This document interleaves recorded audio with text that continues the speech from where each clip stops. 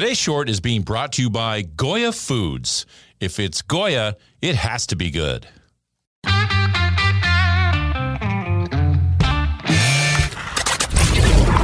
Your daily game plan for success. It's Sacks in the Morning. Steve Sacks. Hi, Steve Sacks here with Sacks in the Morning, and today is Monday, the 26th. Hope everybody had a great weekend. And today we're going to talk a little bit about some baseball history. And unfortunately, this is kind of a sad note, is one of my former coaches and a guy that was a good friend and a guy I really admired a lot has just passed away, just shy of his 90th birthday. And, of course, I'm speaking about the great Maury Wills. Maury Wills was a fantastic person, a great coach. Maury Wills played semi-pro baseball at the age of 14 years old.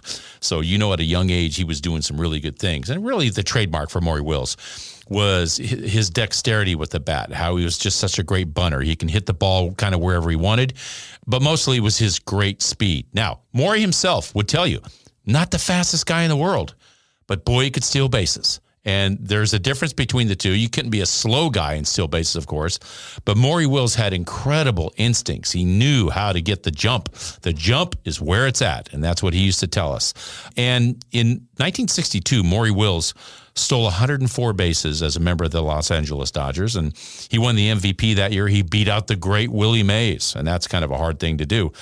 But what was incredible about that year, winning the MVP, is that he stole more bases than any team did combined, all their players combined. He stole more bases than any team collectively. So that is pretty amazing for a guy to do that. He broke Ty Cobb's record, by the way, of the single season stolen base record that was set in 1915 at 96 steals.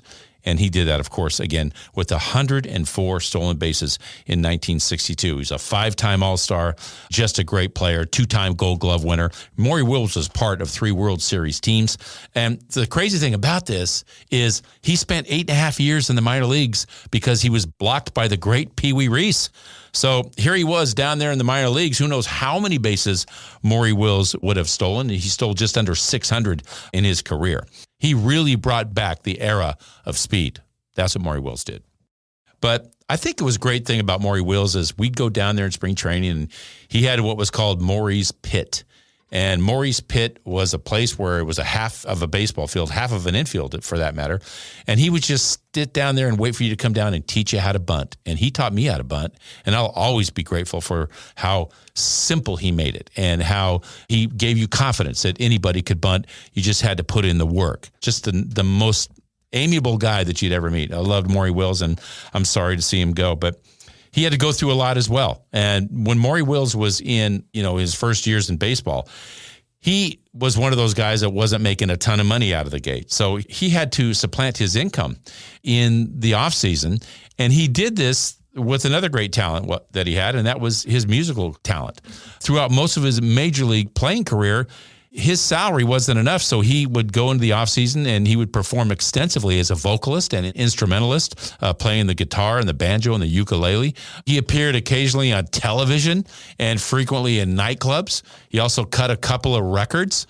Maury Wills, talented guy.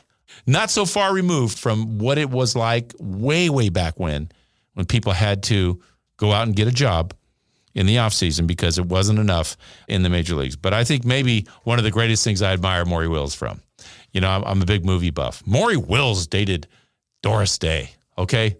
That's a big thing. I'm a huge Doris Day fan. Maury Wills got to date Doris Day. So yay, way to go, Maury. So it is on this day that we salute the great Maury Wills. Sorry to see him that he's not with us anymore. Rest in peace, my friend. And that's my short for today. If you like what you heard, give us a positive review, subscribe, and share. Also, remember that the Sacks in the Morning swag is now available on my Instagram site. Go to SacksInTheMorning_podcast. You'll see it right there on the Instagram, and just hit the link. Everything's there, mugs, hats, tumblers, you name it. Take advantage of it. And thanks to Al Hendrickson Toyota for their support of this podcast. And be sure to visit alhendricksontoyota.com. Toyota, let's go places.